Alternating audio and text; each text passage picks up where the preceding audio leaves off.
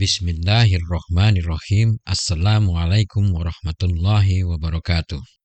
Alhamdulillahirabbil alamin. Hamdan katsiran thayyiban mubarakan fi. Allahumma shalli wa sallim wa barik ala nabiyyina Muhammad wa ala ali nabiyyina Muhammad. Rabbi shrah li sadri wa yassir li amri wahlul 'uqdatam min lisani yafqahu qawli. Amin ya Allah ya Rabbal alamin. Alhamdulillahi Rabbil alamin. Senang sekali dapat berjumpa kembali dengan teman-teman semuanya dalam channel kami Belajar Tata Bahasa Al-Quran. Pada channel ini insya Allah kita akan melakukan analisis tata bahasa pada ayat-ayat Al-Quran. Kemudian pada video kali ini kita akan melakukan analisis tata bahasa pada Al-Quran, yaitu pada surat Al-Masad. Surat Al-Masad atau dikenal dengan surat Al-Lahab adalah surat yang ke-111 dalam Al-Quran. Surat ini berisi kecaman atau berisi kutukan kepada paman Kanjeng Nabi Muhammad SAW yang diberi julukan Abu Lahab dan juga istrinya Ummu Jamil. Isi kutukan pada surat ini adalah bahwa Allah Ta'ala sudah menetapkan Abu Lahab bersama istrinya akan memasuki neraka. Surat ini diturunkan sebagai respons langsung dari Allah Ta'ala pada saat Abu Lahab mengecam Kanjeng Nabi Muhammad SAW. Saat itu Abu Lahab dengan sangat agresif menolak seruan Kanjeng Nabi Muhammad SAW di depan perkumpulan suku Quraisy untuk memeluk Islam. Abu Lahab dengan marah berseru pada Kanjeng Nabi Muhammad SAW, "Binasalah engkau." Kemudian Allah Ta'ala menurunkan surat Al-Lahab, di mana Allah Ta'ala membela Kanjeng Nabi Muhammad SAW dan balik mengancam Abu Lahab dengan menyatakan, "Tabat yada Abi Lahabin wa tab." Binasalah kedua tangan Abu Lahab dan benar-benar binasalah dia. Baiklah, kita mulai analisis tata bahasa Al-Quran untuk surat Al-Masad. Kita bacakan suratnya. A'udzu billahi minasyaitonir rajim. Tabbat yada Abi Lahabi wa tab. Ma aghna anhu maluhu wa ma kasab. Sayasla naran dzata lahab. Wa mar'atuhu hammalatal hatab. Fi jidiha hablum mim masad. Selanjutnya kita bahas analisis tata bahasa mulai dari ayat yang pertama. Tabbat yada Abi Lahabin wa tab. Ayat ini adalah sebuah kalimat jumlah fi'liyah bentuk lampau yang dimulai dengan fi'il madhi tabbat.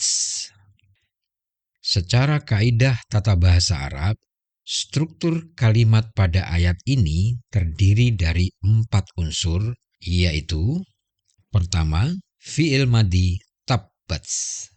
Kemudian diikuti fa'il sebenarnya atau fa'il yang nyata, yaitu rangkaian idhofah yada Abi Lahabin. Kemudian disambung dengan harf ataf wa dan ditutup dengan sebuah ma'tuf, yaitu fi'il madhi yang berperan memberikan penekanan makna, yaitu fi'il madhi tabba. Berikut ini uraian secara lebih mendetail dari masing-masing unsur kalimat tersebut. Kita mulai analisis pada kata yang pertama, yaitu fi'il madhi tabbat. Fi'il ini adalah fi'il madhi dengan fa'il tersembunyi hiya atau dia feminin.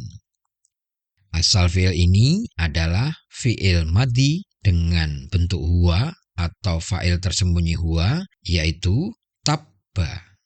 Arti fi'il madhi tabbat adalah dia, hiya, telah binasa. Sesuai dengan tata bahasa Arab, fi'il dengan bentuk huwa atau hiya, maka ada kemungkinan dia diikuti dengan fa'il yang nyata atau pelaku yang sebenarnya dari fi'il tersebut. Oleh karenanya, dalam analisis selanjutnya, kita perlu mencari apakah ada fa'il yang sebenarnya yang mengikuti fi'il madi tabbats. Kemudian, analisis selanjutnya adalah pada bagian kedua unsur kalimat, yaitu rangkaian frasa idhofah yada abi lahabin. Frasa ini terdiri dari 3 buah kata yang membentuk sebuah frasa idhofah atau frasa kepemilikan.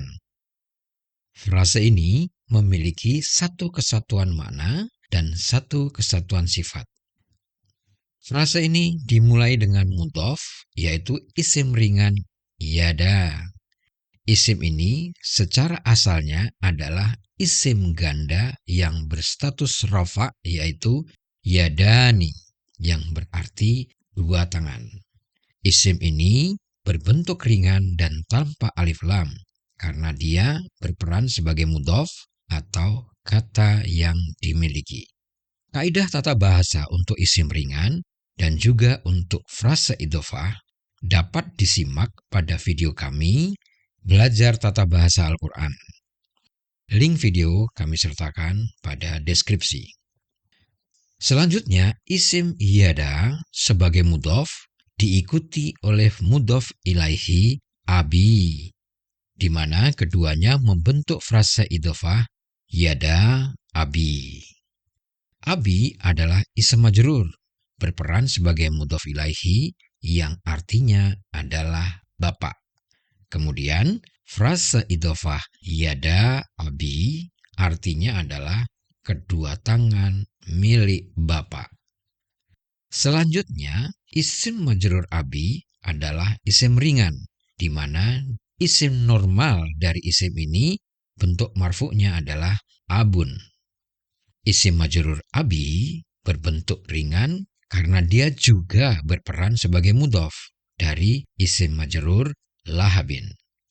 Artinya, isim ini punya peran ganda, yaitu yang pertama sebagai mudhof ilaihi dari isim marfu yada, kemudian dia juga berperan sebagai mudhof untuk isim majrur lahabin. Yada abi lahabin. Kemudian, isim majrur abi dan isim majrur lahabin membentuk frasa abi lahabin. Isim majrur lahabin artinya adalah nyala api atau lidah api. Frasa idhofah abi lahabin artinya adalah bapak dari nyala api. Abi lahabin adalah nama julukan. Julukan ini diberikan untuk paman Nabi Muhammad SAW yang bernama Abdul Uzza bin Abdul Muthalib. Julukan ini diberikan Allah karena paman Nabi tersebut sangat keras dalam menentang dakwah Kanjeng Nabi Muhammad SAW. Kemudian keseluruhan frasa idhofah yada abi lahabin maknanya adalah kedua tangan dari bapak nyala api. Atau karena nama Abu Lahab sudah terkenal, sehingga frase yada abi lahabin dapat diartikan dengan kedua tangan milik Abu Lahab. Kemudian, dalam kaidah tata bahasa Arab, frase idhofah memiliki satu kesatuan makna dan juga memiliki satu kesatuan sifat atau karakter atau properti isim. Untuk properti isim terkait status, jumlah dan gender ditentukan dari mudhof yang paling awal, yaitu isim marfu yada. Kemudian untuk identitasnya ditentukan dari mudhof paling akhir, yaitu lahabin. Jadi properti idhofah yada abi lahabin statusnya adalah rofa, jumlahnya ganda, gendernya feminin. Dan Identitasnya ditentukan dari kata lahabin adalah nakiroh atau masih bersifat umum. Kemudian secara keseluruhan status idhofah ini adalah rofa feminin, maskulin nakiroh. Status idhofah ini adalah rofa dan sesuai dengan kaidah isim yang berstatus rofa yang mengikuti fiil bentuk huwa atau bentuk hiya, maka dia berperan sebagai fa'il yang sebenarnya. Jadi frase yada abi lahabin adalah fa'il yang sebenarnya dari fiil madi tabbats. Hal ini adalah sudah sesuai dengan fiilnya, karena frase idhofah tersebut bergender feminin sesuai dengan fiil madi tabbats yang berbentuk hiya, yaitu bergender feminin. Kemudian kalimat jumlah fi'liyah tabbats yada abi lahabin artinya adalah telah binasa. Tabbats, kedua tangan Abu Lahab. Yada abi lahabin, atau dapat diterjemahkan juga dengan kedua tangan Abu Lahab telah binasa. Analisis selanjutnya adalah pada unsur kalimat ketiga, yaitu kata penghubung harf athof wa. Harf ini berperan menghubungkan ma'tuf berupa fi'il madi tabba dengan ma'tuf alaihi berupa kalimat jumlah fi'liyah tabbats yada abi lahabin. Secara khusus, ma'tuf atau fi'il madi tabba terhubung dengan ma'tuf alaihi, yaitu fi'il madi tabbats. Keduanya adalah fi'il, atau lebih tepatnya keduanya adalah fi'il madi. Fi'il madi tabba adalah fi'il dengan fa'il tersembunyi huwa, yang artinya adalah dia, huwa, telah binasa. Kedua fi'il tersebut artinya adalah sama dan memiliki kedudukan yang sama. Jadi, fi'il madi tabba berperan memberikan penekanan makna pada kalimat utama, yaitu tabbats yada abi lahabin. Sehingga secara keseluruhan ayat tabbats yada abi lahabi wa tabb maknanya adalah kedua tangan Abu Lahab telah binasa dan benar-benar dia, Abu Lahab, telah binasa. Kalimat ini adalah kalimat hiperbolis, di mana Allah Ta'ala benar-benar menjamin jika Abu Lahab telah binasa. Atau maknanya kelak pada hari kiamat Abu Lahab benar-benar akan diazab oleh Allah Ta'ala dengan kebinasaan yang sangat dahsyat. Berikut adalah bagan atau skema gramatikal dari ayat pertama surat Al-Masad. Silakan di-pause untuk mempelajari lebih lanjut. Kemudian kita lanjutkan. Analisis selanjutnya adalah pada kalimat kedua surat Al-Masad, yaitu ma aghna anhu maluhu wa ma kasab. Ayat ini adalah sebuah kalimat jumlah fi'liyah negatif bentuk lampau yang dimulai dengan harf nafi ma dan fi'il madi aghna, atau dibaca ma aghna. Secara kaidah tata bahasa Arab, struktur kalimat ini terdiri dari 3 unsur kalimat, yaitu pertama, fi'il madi negatif ma aghna, kemudian diikuti oleh muta'al fi'il anhu yang berperan sebagai maf'ul bihi atau objek, kemudian diakhiri dengan 2 buah fa'il yang nyata atau fa'il yang sebenarnya, yaitu serangkaian frase idhofah yang diikuti dengan harf athof dan fi'il madi, yaitu maluhu wa ma kasaba. Selanjutnya kita akan membahas analisis secara lebih detail dari masing-masing unsur kalimat tersebut.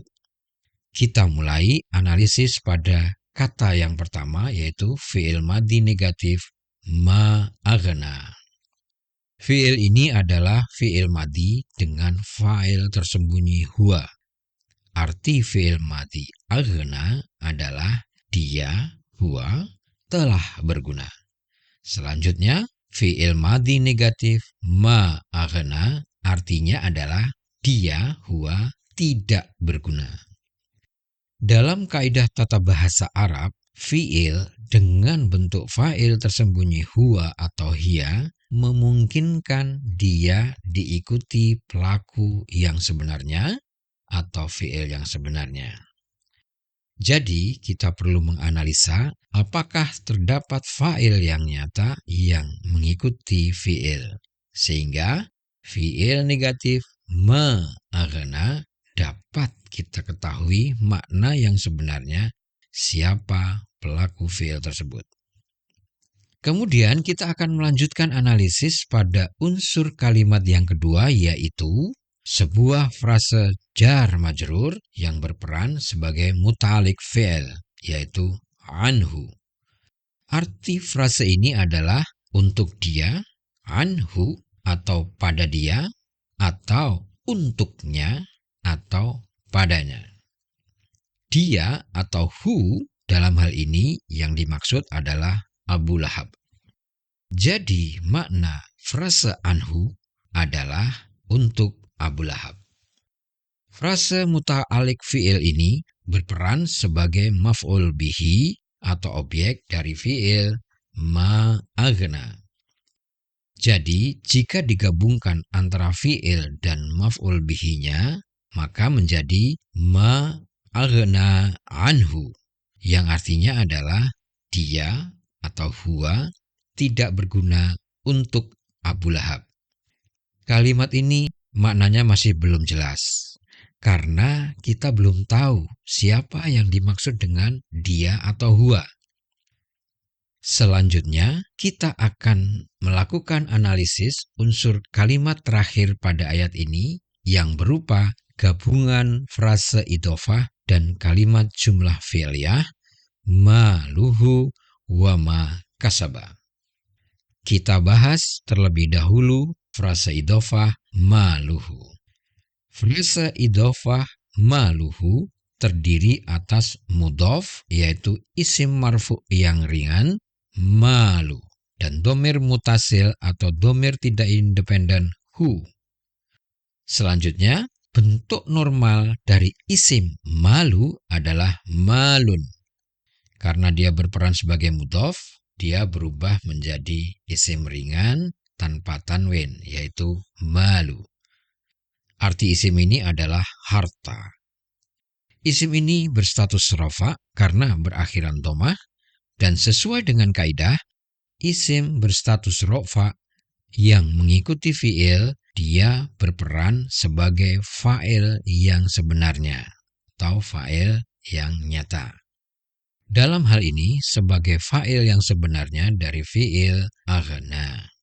Kemudian frase idhofah maluhu artinya adalah hartanya dia.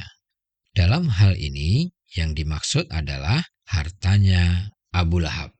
Jadi, jika frase ini digabungkan dengan kalimat jumlah fi'liyah yang sebelumnya, maka menjadi ma aghna anhu maluhu.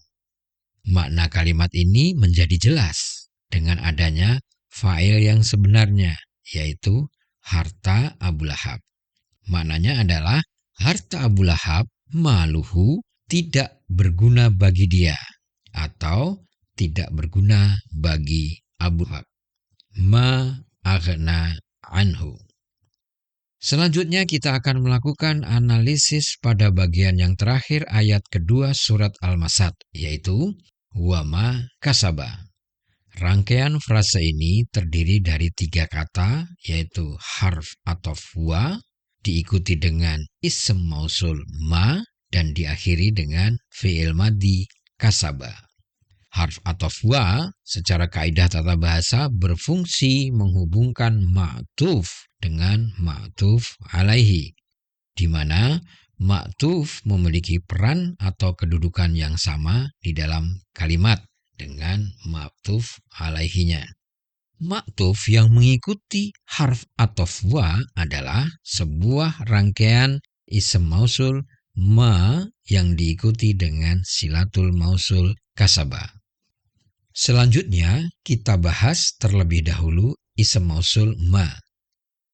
Ism mausul ma artinya adalah apa-apa yang atau segala sesuatu yang. Isim mausul ini maknanya tidak jelas dan harus dijelaskan oleh silatul mausul, yaitu fi'il madi kasaba. Fi'il ini adalah fi'il dengan fa'il tersembunyi huwa. Arti fi'il ini adalah dia atau huwa telah mengusahakan. Huwa dalam hal ini yang dimaksud adalah Abu Lahab. Jadi rangkaian isim mausul dan silatul mausul ma kasaba maknanya adalah segala sesuatu yang telah diusahakan oleh Abu Lahab. Rangkaian kata ini disebut dengan klausul ma kasaba. Kemudian klausul ma kasaba adalah ma'tuf yang terhubung dengan ma'tuf alaihi, yaitu frase idhofah maluhu. Keduanya berperan sebagai fa'il yang sebenarnya dari fi'il madi negatif ma aghna.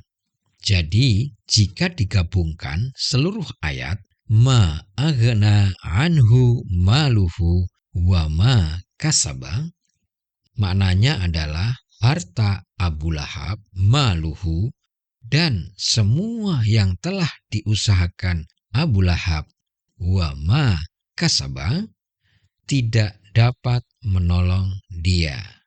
Ma aghna anhu. Kemudian berikut adalah bagan atau skema gramatikal untuk ayat 2 surat Al-Masad. Silahkan di-pause untuk mempelajari dengan lebih seksama. Kemudian kita lanjutkan dengan analisis tata bahasa pada ayat ketiga surat Al-Masad. Sayasla naron zata lahabin. Ayat ini adalah sebuah kalimat jumlah fi'liyah bentuk future atau bentuk masa yang akan datang yang dimulai dengan harf istiqbal sa yang berarti akan yang melekat pada fi'il mudhari yasla. Keduanya membentuk kalimat jumlah fi'liyah masa yang akan datang yaitu sayasla. Selanjutnya, secara kaidah tata bahasa Arab, struktur kalimat ayat ketiga ini terdiri dari dua unsur kalimat, yaitu fi'il mustaqbal sayasla yang diikuti oleh maf'ul berupa keterangan tempat, yaitu sebuah rangkaian frase kata sifat naron zata lahabin. Selanjutnya kita akan melakukan analisis tata bahasa secara mendetail mulai dari kata yang pertama yaitu fi'il mustaqbal sayasla. Sebagaimana telah dijelaskan sebelumnya, fi'il ini terdiri dari harf istiqbal sa dan fi'il mudhari yasla. Fi'il mudhari yasla adalah fi'il dengan fa'il tersembunyi huwa, yang artinya adalah dia, huwa, memasuki. Kemudian arti fi'il mustaqbal sayasla adalah dia, huwa, akan memasuki. Dia atau huwa dalam hal ini adalah Abu Lahab. Kemudian analisis selanjutnya adalah serangkaian frase kata sifat yang berperan sebagai maf'ul, yaitu naron zata lahabin. Kita mulai dengan analisis pada isim mansub naron. Isim ini berstatus nasab karena berakhiran fathah. Properti yang lain dari isim ini adalah jumlahnya tunggal. Isim ini dalam bentuk jamak adalah niron. Kemudian gendernya feminin secara default. Artinya isim ini aslinya memang dianggap feminin. Terus kemudian identitas isim ini adalah nakiroh karena tidak ada alif lam, atau belum dikenali, atau masih bersifat umum. Status isim ini adalah nasab, sehingga isim ini berperan sebagai maf'ul atau isim yang menerangkan fi'il sayasla. Selanjutnya, kalimat jumlah fi'liyah sayasla naron artinya adalah dia, huwa, akan memasuki api, naron. Kita lanjutkan pembahasan pada kata yang mengikuti kata naron, yaitu isim ringan zata. Bentuk normal dari isim ini adalah zatun, yang artinya adalah pemilik. Isim ini berbentuk ringan karena berperan sebagai mudhof untuk mudhof ilaihi lahabin. Isim majrur lahabin artinya adalah bergejolak. Kemudian keduanya membentuk idhofah zata lahabin yang artinya adalah pemilik dari gejolak atau yang memiliki gejolak. Sesuai dengan kaidah tata bahasa, sebuah frase idhofah memiliki satu kesatuan makna atau memiliki satu kesatuan sifat. Properti idhofah ini adalah dari kata zata, statusnya adalah nasab, jumlahnya tunggal, gendernya feminin. Kemudian dari kata lahabin, kita dapat mengetahui identitasnya adalah nakiroh atau belum diketahui atau masih bersifat umum. Jadi, properti idhofah zata lahabin adalah statusnya nasab, jumlahnya tunggal, gendernya feminin, dan identitasnya nakiroh. Properti ini adalah sama dengan properti kata naron, nasab, tunggal, feminin, dan nakiroh. Jadi, dapat disimpulkan frase idhofah zata lahabin adalah sifat dari isim mansub naron. Selanjutnya, keduanya membentuk frase kata sifat, yaitu naron zata lahabin, yang maknanya adalah api yang memiliki gejolak, atau dapat diartikan sebagai api yang bergejolak. Naron zata lahabin. Kemudian seluruh kalimat pada ayat yang ketiga, sayasla naron zata lahabin, artinya adalah dia, huwa, akan memasuki api yang bergejolak. Di dalam kalimat ini atau di dalam ayat ini tidak ditemukan sebuah isim marfu yang berperan sebagai fa'il yang nyata dari fi'il sayasla. Sehingga kita perlu mencari tahu atau membayangkan siapa sih pelaku tersembunyi yang dimaksud dengan huwa. Jawabannya tentunya adalah Abu Lahab. Sehingga ayat ini atau kalimat sayasla naron zata lahabin artinya adalah dia, Abu Lahab, akan memasuki api yang bergejolak.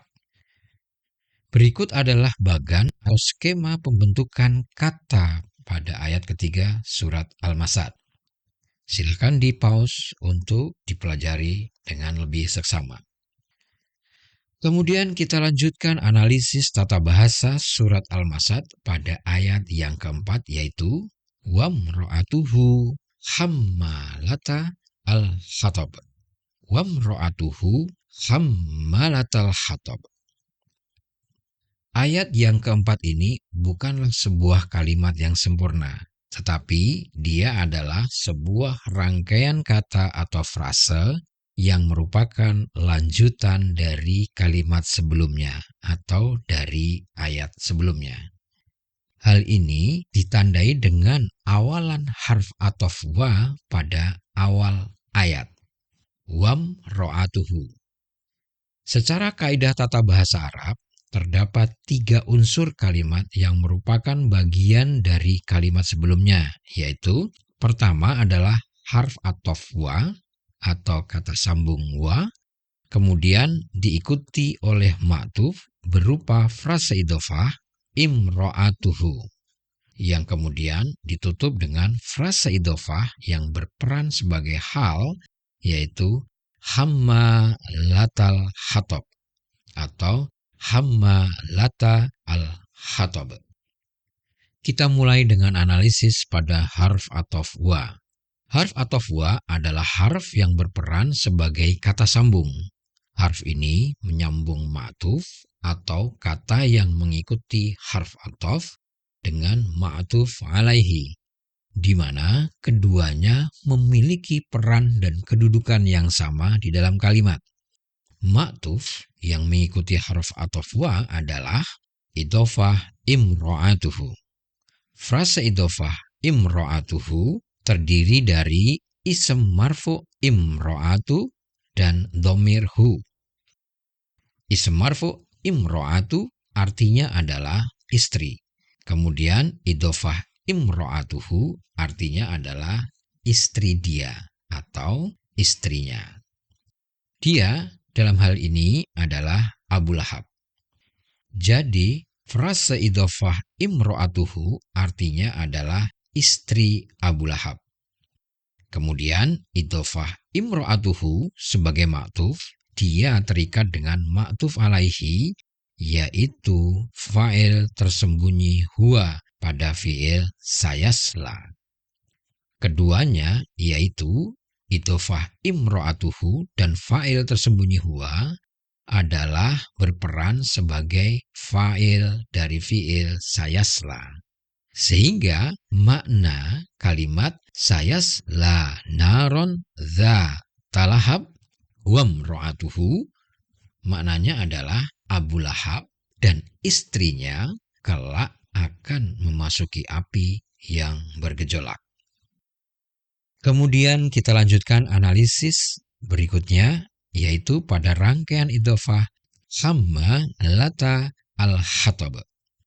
Mudhof dari idhofah ini adalah ism mansub hammalata, yang artinya adalah pembawa. Peran ism mansub ini adalah sebagai hal atau kata yang memberikan gambaran atau sifat pada sebuah isim. Peran dari gambaran ini mirip peran dari hal, mirip predikat atau mirip dengan sifat. Dalam hal ini atau di dalam ayat ini, ism mansub hammalata mengikuti ism marfu imro'atu yang berstatus rafa dan berperan sebagai fa'il dari fi'il sayasla. Jadi, peran ism mansub hammalata adalah berperan memberi gambaran kepada isim imro'atu. Namun perlu diperhatikan, isim ini bukan predikat dari ism marfu imro'atu, karena ism marfu imro'atu bukanlah mubtada atau subjek untuk kalimat jumlah ismiyah.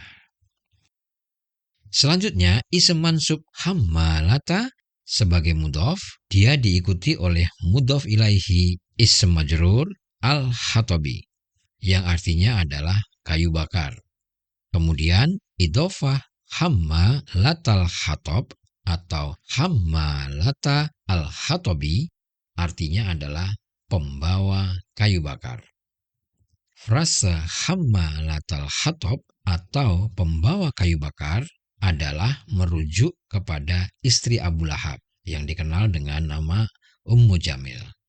Di dalam tafsir, makna pembawa kayu bakar diartikan secara metaforis, yaitu sebagai pembawa atau penyebar fitnah dan kebencian. Istri Abu Lahab atau Ummu Jamil dikenal sebagai seorang yang sangat memusuhi Kanjeng Nabi Muhammad SAW dan sering menyebarkan kebencian serta fitnah kepada beliau. Kemudian makna secara keseluruhan dari ayat ketiga dan ayat keempat surat Al-Masad, sayasla naron dzata lahab, wamro'atuhu hammalatal hatab, artinya adalah Abu Lahab dan istrinya sang pembawa kayu bakar kelak akan memasuki api yang bergejolak.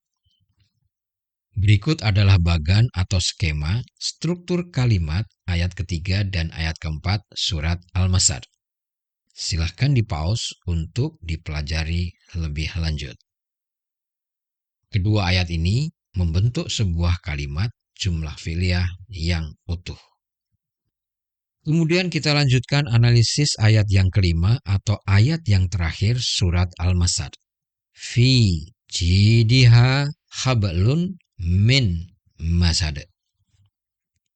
Ayat ini adalah sebuah kalimat jumlah ismiyah di mana peran dari kalimat ini adalah sebagai hal atau memberikan penjelasan terhadap idhofah imro'atuhu.